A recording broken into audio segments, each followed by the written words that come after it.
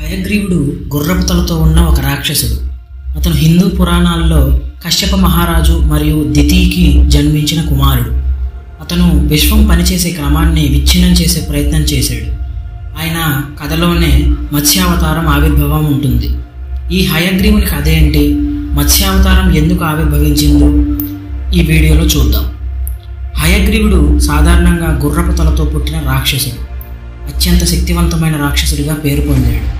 హయగ్రీవుని ఆశయం ఏంటంటే దేవతలను ఓడించి విశ్వాన్ని పరిపాలించాలని. అతను ప్రజలకు హితం చేసే వేదాలను దొంగిలించడం ద్వారా విశ్వాన్ని నియంత్రించవచ్చు అని నమ్మాడు. వేదాలు కేవలం పుస్తకాలు కాదు, అవి ధర్మం మరియు సృష్టిని రక్షించే శాశ్వత సత్యాన్ని సూచిస్తాయి. ఒకసారి భారీ వరద భూమిని ముంచే సమయంలో హయగ్రీవుడు తన ప్రణాళికను అమలు చేయడానికి సిద్ధమయ్యాడు. వరద సమయంలో ప్రపంచం ముంచెత్తిపోతున్నప్పుడు హయగ్రీవుడు వేదాలను దోచుకోవడం ప్రారంభించాడు. ఈ వేదాలు దేవతలు మరియు ఋషుల వద్ద జాగ్రత్తగా దాచపడి ఉంటాయి. వాటిని ప్రణాళికతో దొంగిలించి హయగ్రీవుడు వేదాలను కాస్మిక్ మహాసాగరంలో తనకు అనుకూలమైన రాక్షసులు భయంతో ఎవరూ చేరని స్థానంలో దాచిపెట్టాడు. వేదాలను దొంగిలించడం వల్ల చాలా దారుణమైన పరిణామాలు చోటు చేసుకుంది. వేదాలు లేకుండా విశ్వాన్ని నియంత్రించే కాస్మిక్ ప్రిన్సిపల్స్ అస్తవ్యస్తమయ్యాయి. దానివల్ల మరింత అసమానత మరియు వినాశనం మొదలైంది. ప్రపంచం మరింత కష్టాల్లోకి తోసివేయబడింది.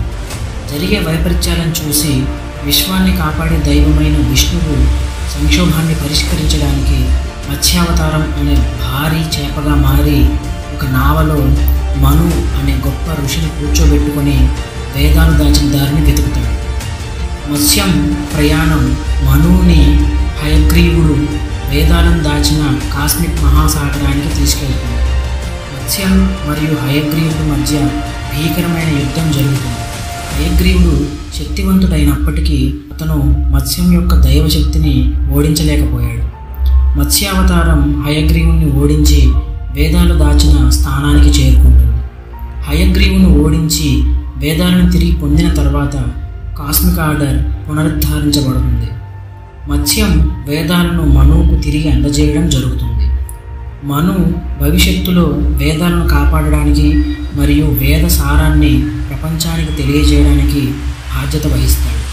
ఈ విధంగా మత్స్యావతారం ప్రపంచాన్ని ఘోర విపత్తు నుండి కాపాడడానికి ఆవిర్భావించింది.